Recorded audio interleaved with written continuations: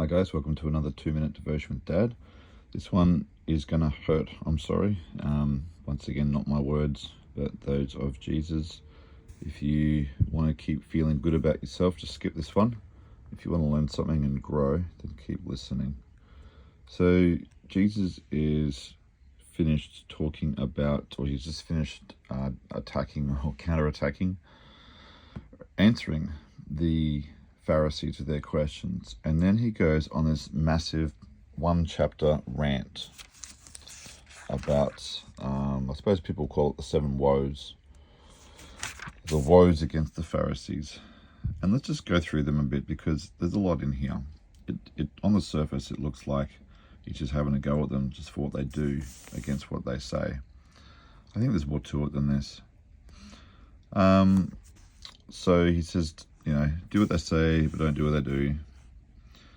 Don't let anyone call you rabbi. And then he says here, what sorrow awaits you, teachers of the law and Pharisees, hypocrites! You shut out the kingdom of heaven in people's faces. You won't go in yourselves, and you won't let others enter.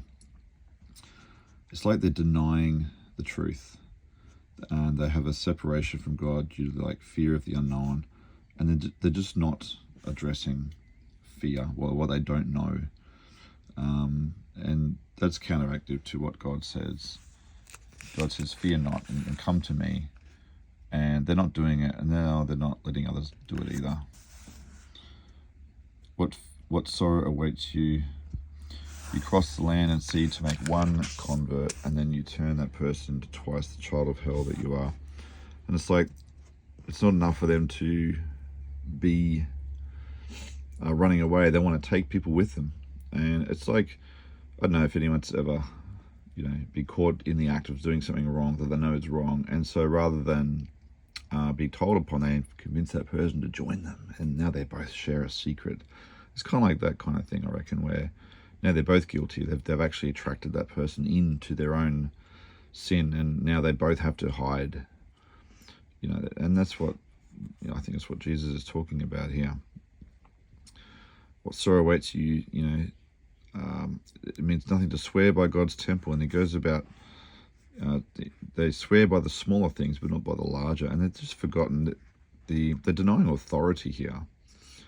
They're just refusing to acknowledge the authority that comes from God, a higher being or a higher power. And they're trying to make their own authority underneath that by which to swear, but they're actually denying the source of their authority in the first place. And so they're just completely denying God's power and place in heaven over them as people. And they're trying to make smaller things that don't count if they're not going to acknowledge the larger. And then, careful to tithe even the tiniest income from your herb gardens, but you ignore the more aspects of the law: justice, mercy, and faith. And now he just calls it straight what it is. They're making sure to get the smallest bit out of physically, but they're forgetting principle. Why bother with the physical aspects if you're not going to do principally what is correct? And this is what God is all about. You go through the Old Testament. These are the 3 things really that God is on about when he gives the law. So they're just ignoring principle here. I love that you strain the water to not swallow a gnat but swallow a camel. These were both, in my notes it says they're both impure. So they're both, what's the word? I forget where it is. They were unclean. And so they try to not swallow a gnat because it's unclean. But then the whole camel, which is full of gnats anyway, is unclean, and they swallow that. So they just got it wrong. They're all backwards. What sorrow awaits you? You are careful to clean the outside of the cup and the dish, but you are full inside, filthy, full of greed and self-indulgence. Doesn't that one hurt? These are the 2 biggest things. If ever we think about why we do what we do when it's selfish, these are the things. It's greed and self-indulgence. If we were to boil everything that we do down for ourselves, it's these 2 things. And Jesus hits it right on the head. And for me personally, that hurts to read. And it's hard to acknowledge, but it's true. Everything we do, we are selfish people. And selflessness is what helps really people come to see and experience God through us. And so that is a really hard hitting one. Sorrow awaits you, like whitewashed tombs, beautiful on the outside but filled with death on the inside. So it's Jesus is talking about holding on to things that keep us dying on the inside rather than living. It looks like we're living on the outside, but actually we're holding on to things that are not good for us. And Jesus came to cleanse us, to wash us clean from the inside. And all these things are the exact opposite. The next one, you build tombs for your for the prophets that your ancestors killed, but then you say, if we would live back then, we wouldn't have done that. So they're actually denying, they're refusing to acknowledge wrong. They're basically just denying the fact that something bad happened and not taking responsibility for it. Because even though they didn't physically do it, their ancestors did. They're not owning that, their heritage.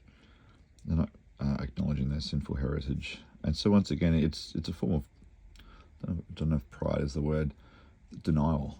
They're not acknowledging that which that has been done wrong, to ask for forgiveness. So when you look at the principle of all of these things, this is why Jesus was having a massive go at these guys. They're full of, and the word is hypocrisy. And there's a whole different devotion in that word, actually, because something I discovered in my notes and in the root word of hypocrisy. But the Pharisees were just completely backwards in their approach to the law. And Jesus came to uproot that. And the way he addresses these people, he is absolutely fed up. And this is all sparked, don't forget, by him talking with them directly and answering these questions about Jesus' power and where he gets his authority. And they couldn't answer his questions, but Jesus could answer theirs. So once again, this is a very sombering one for us. This is Jesus' words. These are not mine. These are my interpretations, yes, of these things. But when you read this for what it is, read it for yourself and think about the concept that Jesus is talking here. Think about why he's picking out these things. Why does he pull out greed and self-indulgence? Why does he pull out the justice, mercy, and faith? Why does he talk about leading people astray?